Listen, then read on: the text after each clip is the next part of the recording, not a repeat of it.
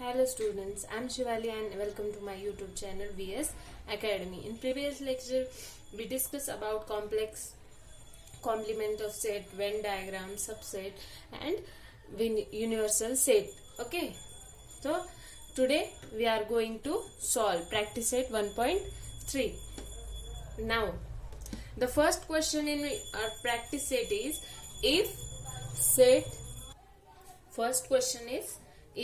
set A, B, C, D and B मतलब से जर A set आपल्याला हे दिलाय, B सेट हा दिलाय आणि C हा सेट B, D दिलाय. ओके, आणि D मध्ये कुठले कुठले एलिमेंट आहेत A, E. तर आपल्याला काय फाइंड करायचंय? Then find following statements are true and which are false. म्हणजे ह्या जे स्टेटमेंट दिल्यात आपल्याला 6 यातल्या कोणत्या फाल्स आहेत आणि कोणत्या ट्रू आहेत. म्हणजे कुठली स्टेटमेंट रॉंग आहे, कुठली स्टेटमेंट करेक्ट आहे हे आपल्याला फाइंड करायचंय. ओके, तर आपण बघूया की पहिली स्टेटमेंट काय दिलेली, C is a subset of B. आता तुम्हाला माहिती आहे की सी सबसेट आहे म्हणजे काय, म्हणजे सी मधले सगळे एलिमेंट ह्या बी मध्ये गेले पाहिजे. ओके, तर सी मध्ये कुठले कुठले एलिमेंट आहेत, बी आणि डी. आता आपण बघूया ह्या बी सेट मध्ये हे दोन एलिमेंट आहेत का, आपल्याला बी पाहिजे, तर ह्यात बी नाहीये, ह्यात फक्त डीच आहे. मग बी नसल्यामुळे ही जी आपली स्टेटमेंट आहे ती काय होईल, चुकीची होईल, कारण सी हा आपला सबसेट होणार नाही. त्याच्यामुळं ही स्टेटमेंट रॉंग झाली, म्हणजेच फाल्स. ओके, तर आता सेकंड वन कडे वळूया आपण. सेकंड काय, A is a subset of D. आता A is a subset of D म्हणलं तर ए मधले सगळे एलिमेंट डी मध्ये यायला पाहिजे. ओके, असंच आहे ना. तर ए मध्ये किती सारे एलिमेंट आहेत, ए, बी, सी, डी, ई. आता ह्यात ई आणि ईच आहेत, हे बाकीचे 3 एलिमेंट यात नाही आहेत, म्हणजेच A is a subset of D हे स्टेटमेंट रॉंग आहे. आता आपण बघूया D is a subset of B.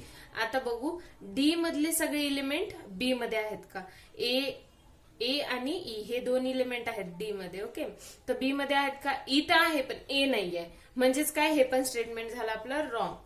आता आपण नेक्स्ट स्टेटमेंट कडे वळूया. D is a subset of A. आता बघा डी मध्ये ए आहे आणि ई आहे. आता ए सेट मध्ये ए पण आहे, ई पण आहे, म्हणजे हा पूर्णच्या पूर्ण सेट ह्यामध्ये आहे. ओके, यातले सगळे एलिमेंट यामध्ये इन्व्हॉल्व्ह होतात, म्हणजेच काय होतं की D is a subset of A असं म्हणता येईल. म्हणजे हे स्टेटमेंट आहे आपलं true. Okay, B is a subset of A, तर B C D E F.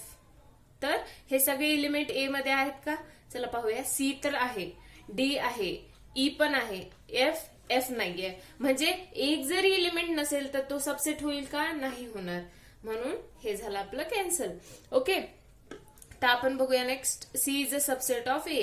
आता सी मधले सगळे एलिमेंट ए मध्ये आहेत का बघू, बी पण आहे आणि डी पण आहे, म्हणजे सी हा सबसेट झाला ए चा, म्हणजे हे स्टेटमेंट आहे आपलं करेक्ट. ओके, आता आपण नेक्स्ट क्वेश्चन कडे वळूया. Take the set of natural number from 1 to 20. म्हणजे असे नंबर घ्यायचेत आपल्याला, नॅचरल नंबर 1 ते 20 पर्यंतचे. ओके, काय म्हणून घ्यायचेत, universal set, as universal set. म्हणजे आपल्याला युनिव्हर्सल सेट काय दिलेला आहे, नॅचरल नंबरचा 1 ते 20 पर्यंतचा. तर आपण इथं लिहून घेऊया आन्सर मध्ये. आपल्याला काय दिलंय, युनिव्हर्सल सेट 1 2 3 अप टू 20. कळते, आपल्याला हा सेट दिलेला आहे. तर मग अजून काय दिले पुढं, अँड शो सेट एक्स आणि वाय, हे जे 2 सेट दिले तुम्हाला युझिंग वेन डायग्राम. आता हे 2 सेट आपल्याला वेन डायग्रामच्या सहाय्याने दाखवून द्यायचे की ते कसे यू मध्ये कसे येतील, कसं काय करायचंय ते आपल्याला दाखवायचे. तर आपण पाहूया, चला. सपोज यू हा आपण हा घेतला. ओके, हे आपण फर्स्ट वाला करूया. इथं असं फर्स्ट आणि सेकंड चालतंय. तर फर्स्ट आपला फर्स्ट सेट पहिले तर कसा येईल हे बघू. एक्स इज इक्वल्स टू काय येईल बरं, एक्स हा नॅचरल नंबर मध्ये बिलॉंग करतो, म्हणजे एक्स हा नॅचरल नंबर आहे. ओके, आणि तो कसा आहे, 7 पेक्षा मोठा आहे म्हणजे 7 नाही, 7 पेक्षा मोठा आहे आणि 15 पेक्षा लहान आहे. 15 नाहीये, 15 पेक्षा लहान आहे. म्हणजेच सपोज हा जो x आहे तो 8, 9, 10, 11, 12, 13 आणि 14. 15 आहे का? नाही. हा, आणि हा जो आपला युनिव्हर्सल सेट आहे, ह्यात उरलेले सगळे एलिमेंट युनिव्हर्सल सेट मध्ये येणार. 1, 2, 3, 4, 5, 6, 7, 8 पण आलाय, कारण हे युनिव्हर्सल सेट मध्येच आहे. 8, 9, 10, इथे 14 पर्यंत आहेत. मग 15, 16, 17, 18, 19 आणि हे झाले 20. ओके, ही झाली आपली वेन डायग्राम. म्हणजे एक सेट मध्ये कुठले कुठले एलिमेंट येणार होते? 9, 10 अप टू 14. कळते? आता नेक्स्ट वन वाय आपण आधी फाइंड करून घेऊया. वाय मध्ये कसे एलिमेंट्स येतात ते बघूया. ओके, तर आपल्याला काय दिले? वाय हा सेट कसा दिलाय? असे Y such that Y is belongs to N. म्हणजे वाय हा एन मध्ये जातो. म्हणजे वाय हा एक नॅचरल नंबर आहे आणि कसे वाय हा काय आहे की प्राईम नंबर आहे फ्रॉम 1 to 20. 1 ते 20 पर्यंतचा तो प्राईम नंबर आहे. तर कुठले कुठले प्राईम नंबर आहेत 1 ते 20 पर्यंत? 2, 3, 5, 7, 11, 13, 17 आणि 19. ओके, हे झाला आपला वाय सेट. हा झाला आपला वाय सेट. आता परत युनिव्हर्सल सेट एक काढून घेऊ. ओके, आणि यामध्ये असाच एक वाय काढू, ज्यात 2, 3, 5, 7, 11, 13, 17, 19. आता उरलेले जे बाकी एलिमेंट आहेत ते बाहेर लिहायचे. 1, 2 यात आहे, 3 यात आहे, 4, 5 आहे, 6, 7 आहे, 8, 9, 10 यात 11 आहे, 12, 13 इथे आहे, 14, 15, 16, 17 इथे आहे, 18 आणि 20. डन. हे झालं आपला युनिव्हर्सल सेट. कळते? आता आपण वळूया आपल्या पुढच्या क्वेश्चन कडे. आता बघा पुढच्या क्वेश्चन मध्ये काय दिलेलं आहे. थर्ड वन क्वेश्चन मध्ये आपल्याला एक युनिव्हर्सल सेट दिलेला आहे आणि एक पी हा एक सेट दिलेला आहे. युनिव्हर्सल सेट मध्ये हे सगळे एलिमेंट्स येतात आणि पी या सेट मध्ये 1, 3, 7, 10. 1, 3, 7 आणि 10 म्हणजे पी हा सबसेट आहे. म्हणजे कुठलाही सेट युनिव्हर्सल म्हणजे इथे जो दिलेला असतो तो युनिव्हर्सल सेटचा सबसेटच असतो. ओके, तर आता आपल्याला त्यातलं पहिलं बीट काय सॉल्व्ह करायचंय? Show the set U comma P and P dash by Venn diagram. आता बघूया आपण वेन डायग्राम काढूया पहिल्याची. तर वेन डायग्राम काढण्यासाठी आधी आपण काय करूया? पी तर तुम्हाला माहिती आहे, यू माहिती आहे. आता आपल्याला काय काढायचे? काय? P dash. तर बघा पी डॅश मध्ये कसे असे एलिमेंट येतात जे पी मध्ये नसले पाहिजे पण उरलेले, म्हणजे बाकी सगळे एलिमेंट यू मधले सगळे एलिमेंट पी मधल्या एलिमेंटला सोडून. आता बघा 1 ह्यात आहे म्हणजे 1 नाही येणार, म्हणजे यात काय येणार? 2 येणार. 3 इथं आहे म्हणजे 3 पी मध्ये आहे म्हणजे ह्या पी डॅश मध्ये नाही येणार. 7 नाही येणार, 8 येईल, 9 येईल, 10 नाही येणार, 11 येईल आणि 12 येईल. ओके, कुठला एलिमेंट राहिले का लक्ष द्या. ओके, 2, 8, 9, 11, 12. ओके, सगळे एलिमेंट घेतलेले आहेत. तर आता आपण डायग्राम काढूया. आता बघा आपल्याला माहितीये की यू हा एक सेट असतो, त्यातला जर सबसेट घेतला आपण पी, ह्याला जर पी नाव दिलं, पी मधले सगळे एलिमेंट यात जर आपण असे लिहिले तर हे जे उरलेले जे एलिमेंट्स असतात म्हणजे ह्या युनिव्हर्सल सेट मध्ये ते सगळे पी डॅश मध्ये येतात. ओके, म्हणजे 2, 8, 9, 11, 12. म्हणजे हा जो उरलेला पोर्शन काय असेल? हा मी वेट हा जो उरलेला पोर्शन म्हणजे हे वर्तुळ सोडून हा जो उरलेला पोर्शन असेल, यात जेवढे काही एलिमेंट येतात ते पी डॅश मध्ये घेतील. सिंपल. ओके, आता आपण सेकंड बीट कडे वळूया. सेकंड बीट आपलं काय आहे की verify P dash of dash is equals to P. आता काय सांगितलं त्यांनी की आपल्याला प्रूव्ह करायचंय की पी डॅश ऑफ डॅश म्हणजे पी डॅशचा dash is equals to P होते.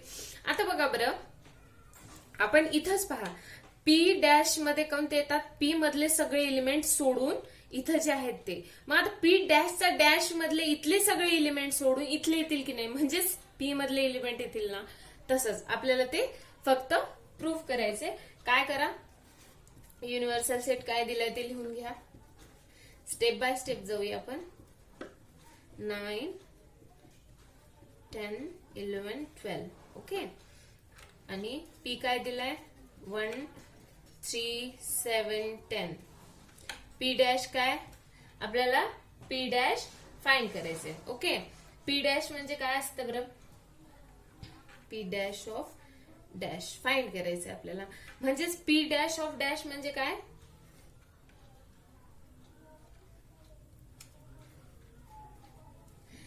बघा आता युनिव्हर्सलचं इंटरसेक्शन म्हणजे इंटरसेक्शन मध्ये दोन्ही मधले common element. Okay sorry, common element म्हणते म्हणजे ह्यात जे आहेत ते म्हणजे ह्या दोघातलं जे कॉमन आहे ते नाही येणार. ओके, म्हणजे आता तुम्हाला कळतंय का की यात कसे एलिमेंट येतील. 1 3 7 10 हे एलिमेंट झाले पी डॅश ऑफ डॅश मधले, म्हणजे ह्याचं इंटरसेक्शन येईल. ओके, युनियन म्हणलं तर सगळं येतं. आता इंटरसेक्शन म्हणलं तर पी डॅश म्हणजे यू इंटरसेक्शन पी डॅश म्हणजे दोन्ही मध्ये कॉमन नसलेले इलिमेंट घ्यायचे आपल्याला. ओके, तर हे ते इलिमेंट कळतंय. तर हे झाले ते इलिमेंट 1 3 7 10. हेच इलिमेंट कशाचे आहेत इथं, फ्रॉम 1 म्हणजे ही पी सेट, ह्याला आपण पी सेट म्हणू शकतो ना. म्हणजेच हा झाला पी सेट. म्हणजे काय, P dash of dash is equals to P. हे झालं आपलं व्हेरीफाय. ओके, कारण हे गिव्हन दिलेलं आहे. कळते, इतकं सोपं आहे, यात काहीही अवघड नाहीये. आता आपण नेक्स्ट क्वेश्चन कडे चला. आपला नेक्स्ट क्वेश्चन काय आहे, 4th वाला क्वेश्चन आहे. खूप सोपा आहे, यात काहीही नाहीये. म्हणजे ए हा एक आपल्याला सेट दिलाय आणि तुम्हाला त्याचे सबसेट 3 कुठलेही सबसेट लिहायचे. आता मी तुम्हाला सबसेट सांगितलं होतं की कुठलाही सेट तो स्वतःचा सबसेट असतो. एम्प्टी सेट हा सगळ्याचा सबसेट असतो. तर बघा बरं, एक तर हा सेट स्वतःचा एक झाला. एम्प्टी सेट हा प्रत्येक सेटचा सबसेट असतो. एम्प्टी सेट एक आला. असे किती सबसेट्स काढता येतील बरं. हा एक सेट. ओके, आपल्याला एम्प्टी सेट हा झाला आपला दुसरा. आता थर्ड वाला सपोज एखादा सेट असा आहे त्यात एकच एलिमेंट आहे, तो झाला. सॉरी, हा सिंगलटन सेट असतो ना, म्हणजे 7 हा यामध्ये आहे. म्हणजे हा सेट जो कोणता, ह्याला जे काही नाव देसाल तुम्ही ते तुमचा सबसेट आहे एचा. कळते, म्हणजे आता हे झाले, हे किती झाले 4, हा एक झाला, हा एक झाला. असे भरपूर सेट काढता येतात. जसे की 1 आणि 3 घ्या. कळते, 3 आणि 2 घ्या, 2 आणि 7 घ्या. असे भरपूर सेट्स येतात. यातले कुठलेही 3 लिहायचे. जसं की 1 आणि 2 घ्या, 1 आणि 7 घ्या, 3 आणि 7 घ्या. कळतंय, 2 आणि 1 झालं, 7 आणि 3 घ्या, 7 आणि 3 पण झाले. ओके, तर हे आपले असे भरपूर सारे सेट घेता येतात. बरं, एवढे कशाला. आता पुढं 3 ह्याचा घ्या, 2 3. ओके, नाहीतर 1 3 2. असे भरपूर सबसेट्स काढता येतात. ओके, तर यातले कुठलेही 3 सबसेट लिहायचे आन्सर मध्ये, कारण 3च काढायला सांगितले. चला आता आपण वळूया आपल्या पुढच्या क्वेश्चन कडे. तर पुढचा क्वेश्चन आहे, write the subset relation between the following sets. म्हणजे काय, तर हे तुम्हाला काही सेट्स दिलेत. ओके, खाली पी हा एक असा सेट आहे जे म्हणजे पी कशाचा सेट आहे, रेसिडेंट्स इन पुणे. ओके. आणि यम हा कशाचा सेट आहे, रेसिडेन्स इन मुंबई. म्हणजे रेसिडेन्शियल एरिया म्हणजे त्यातल्या तिथले राहणारे घर. ओके. रेसिडेन्स. तर हे झाले आपले आय. आय कुठल्या सेटचं नाव आहे, इंदोर. इंदोर मधले रेसिडेंट्स. ओके. बी मधले रेसिडेंट्स म्हणजे बी हा सेट कशाचा आहे, इंडिया मधले सगळे रेसिडेंट्स. ओके. आणि एच हा कशाचा सेट आहे, महाराष्ट्रामधले सगळे रेसिडेंट. तर आता आपल्याला सबसेट कोणाचा आहे ना, हे रिलेशन फाइंड करायचंय. तर बघा, पुण्यामध्ये जे रेसिडेंट्स येतात ते महाराष्ट्रामध्ये येतील. म्हणजे काय झालं, पहिला सेट आपल्याला पहिलं रिलेशन कुठलं भेटलं, तर P is a subset of M. कळतंय? हा, हे झालं पहिलं. तसंच पुण्यामध्ये जे रेसिडेंट्स आहेत तेच इंडियामध्ये पण येणार. ओके. म्हणजे पुण्यामध्ये आहे का, पुण्यामध्ये आहे म्हणजे ते इंडियामध्ये झालं, पुण्यामध्ये आहे ते महाराष्ट्रात गेलं. ओके. म्हणजेच P is a subset of B, म्हणजे इंडिया म्हणजे बी. ओके. कळते? आता नेक्स्ट वन. वेट, क्वेश्चन पाहते मी. इथं मी काय सांगितलं होतं, P is a subset of M. M म्हणजे आपण महाराष्ट्र गृहीत धरलं होतं, पण महाराष्ट्राला काय कुठला सेट आहे, महाराष्ट्रातल्या सगळ्या रेसिडेंट्सचा एच आहे. त्यामुळे इथं माझी मिस्टेक झाली, इथं एच येईल. ओके. नाहीतर एम कशासाठी आहे, मध्य प्रदेशसाठी आहे. ओके. तर P is a subset of H. P is also subset of B. कारण बी कशासाठी आहे, इंडियासाठी आहे. म्हणजे पुणे इंडियामध्ये येतं, म्हणून P is a subset of B. Okay. आता आपण पुढे वळूया. आता बघा, यम कशाचा सबसेट असेल बरं, मध्य प्रदेश कशामध्ये येतं, इंडियामध्ये पण येतं. म्हणजे मध्य प्रदेश मधल्या सगळ्या रेसिडेंट्स ह्या इंडियामध्ये आल्या. म्हणजेच काय, M is a subset of what, India. म्हणजेच बी. ओके. म्हणजे M is a subset of B येईल. कळतंय? हे झालं दुसरं रिलेशन. हे थर्ड वन. आता फोर्थ वन कडे येऊया आपण. आता इंदोर. इंदोर कशामध्ये येतं बरं, इंदोर मध्य प्रदेशमध्ये येतं.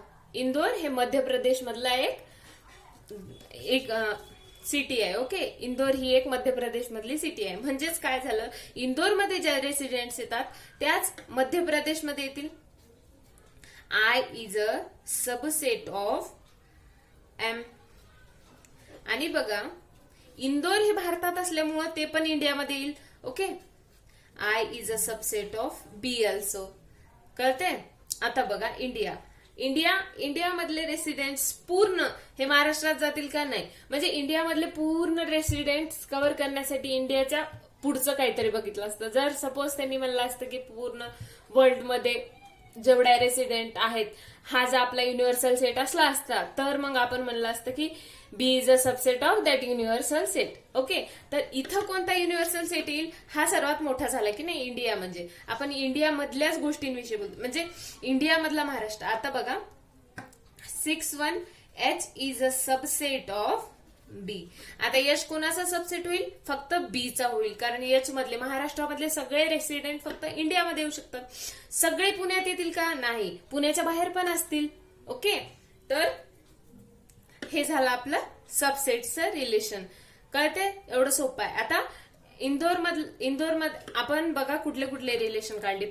पी कशामध्ये जातो, पी म्हणजे पुण्यामधले रेसिडेंट्स हे इंडियामध्ये पण इन्व्हॉल्व्ह होतात. म्हणजे पूर्णपणे इंडियामध्ये म्हणता येतात आणि महाराष्ट्रात पण म्हणता येतात. आणि इंदोरचं आय हे मध्य प्रदेशमध्ये पण जातं आणि इंडियामध्ये पण जातं. आणि महाराष्ट्र इंडियामध्ये जातो आणि मध्य प्रदेश इंडियामध्ये येतं. ओके. हे झाले आपले 6 रिलेशन्स. ओके. हे आपल्याला 6 रिलेशन्स भेटले. आता आपण सेकंड क्वेश्चन कडे वळूया. सेकंड क्वेश्चनचं काय आन्सर भेटेल ते बघू. ओके. त्यांनी रिझन विचारले का, नाही तर रिझन लिहायचं. Because the residents in Pune are also the residents of Maharashtra, असं रिझन लिहायचं प्रत्येकाच्या समोर. ओके. जर त्यांनी रिझन विचारलं तर. पण हे तुम्हाला माहितीसाठी पाहिजे, तर तुम्ही लिहिताना असं व्यवस्थित लिहून घ्या.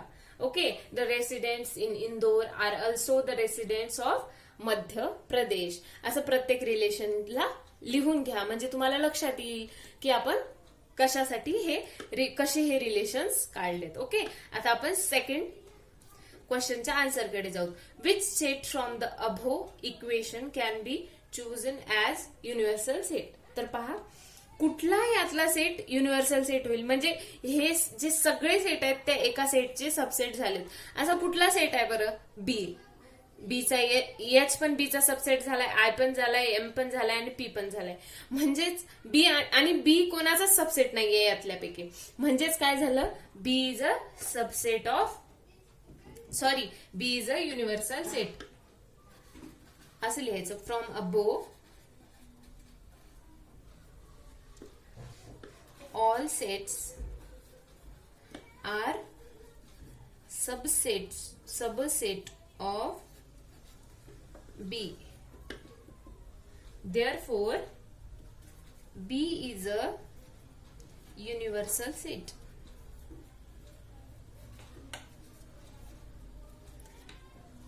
कळतंय? हे झालं आपल्या 5व्या क्वेश्चनचं आन्सर. ओके, आता आपण नेक्स्ट क्वेश्चन कडे वळूया. तर हा आपला 6th वन क्वेश्चन आहे. Which set of the number could be the universal set for the sets given below. आता बघा, त्यांनी काय विचारले की असा कोणता सेट आहे जो की युनिव्हर्सल सेट होईल. आता यातला कुठला सेट आपला युनिव्हर्सल सेट होईल ते आपल्याला पाहायचंय. तर आता आपल्याला हे 3 सेट दिलेत की नाही, ह्या तिन्ही सेटचा युनिव्हर्सल सेट आपल्याला शोधून काढायचंय. म्हणजे कुठला सेट आपला ह्याचा युनिव्हर्सल सेट होईल ते सांगायचंय. तर हे जे आपल्याला रूल मेथड मध्ये दिले, आपण ह्याला लिस्टिंग मेथड मध्ये लिहून घेऊ. म्हणजे ह्याच्यात काय दिले? The set of multiples of 5.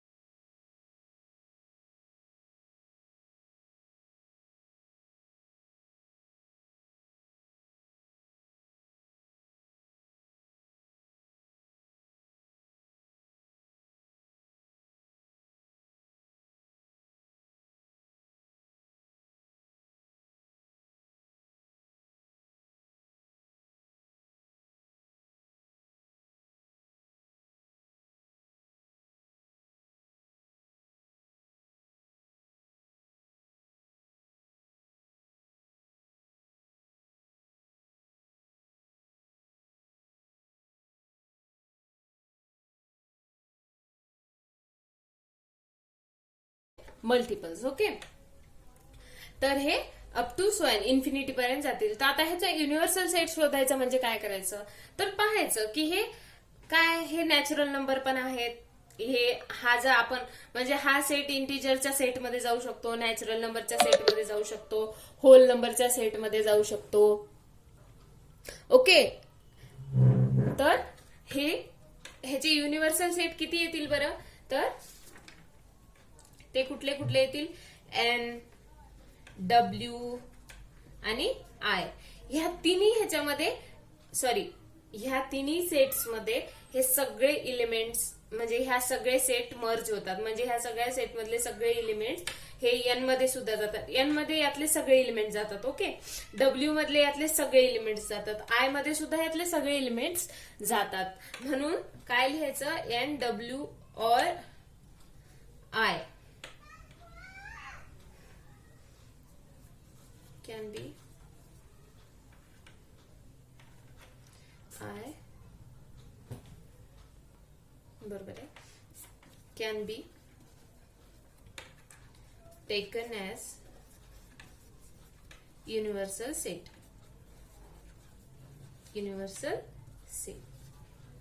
for the sets A, B and C. Okay, done. हे झालं आपलं पहिलं बीट. आता सेकंड बीट करूया. ह्याचा पण युनिव्हर्सल सेट फाइंड करायचा आहे.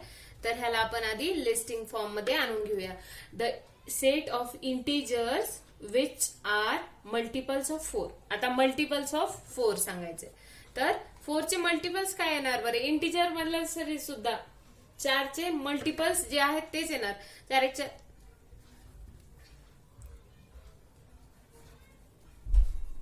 Up to so N. Okay, तर हा झाला आपला पहिला सेट. ओके, तर सेकंड वाला सेट टी टी टी हा कसा सेट आहे? The set of all even square numbers. आता इव्हन नंबरचे स्क्वेअर्स काढायचे आहेत आपल्याला. इव्हन नंबरचा स्क्वेअर म्हणजे पहिला इव्हन नंबर 2 आहे, त्याचा स्क्वेअर 4. ओके, तर सेकंड इव्हन नंबर 4 त्याचा स्क्वेअर 16. ओके, थर्ड वाला 6 6चा 36. Okay, up to so N. कळते? तर ह्या दोन्हीचे सुद्धा युनिव्हर्सल सेट काय येतील बघा बरं. हे सगळे नॅचरल नंबर मध्ये जातात, होल नंबर मध्ये जातात आणि इंटिजर मध्ये सुद्धा जातात. म्हणून therefore N W or I can be taken as universal set for the sets P and T. Okay, आता आपला 7वा क्वेश्चन आहे, लास्ट वाला. Let all the students of a class is an universal set. तर त्यांनी काय सांगितले? Set of all students of a class is an universal set. Okay, हा झाला आपला युनिव्हर्सल सेट. ओके, तर आता त्यांनी काय सांगितले? आता पुढे काय सांगितले? Let set A be the students who secure 50% or more. म्हणजे असे विद्यार्थी ज्यांनी 50% आणि त्याच्यापेक्षा जास्त मार्क्स घेतलेले आहेत. कशात? मॅथ मध्ये. ओके, आता ए हा सेट कशाचा आहे आपला? असे स्टुडंट त्यांनी 50% किंवा 50% जास्त टक्के घेतलेले आहेत मॅथ्स मध्ये. ओके, तर आपल्याला काय फाइंड करायचंय? Then write the complement of set A. तर काय येईल बरं? कॉम्प्लिमेंट म्हणजे ए मध्ये जे विद्यार्थी येणार नाहीत ते कॉम्प्लिमेंट ऑफ ए मध्ये जातील. तर कॉम्प्लिमेंट ऑफ ए मध्ये जे असे कोणते सेट्स म्हणजे असे कोणते स्टुडंट कॉम्प्लिमेंट ऑफ ए मध्ये जातील ज्यांना 50 पेक्षा कमी टक्के पडलेत. ओके, तर आन्सर काय येईल आपला? The complement of set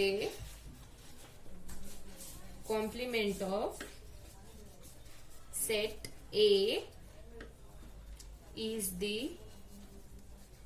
the set of students who secure less than 50% marks in math.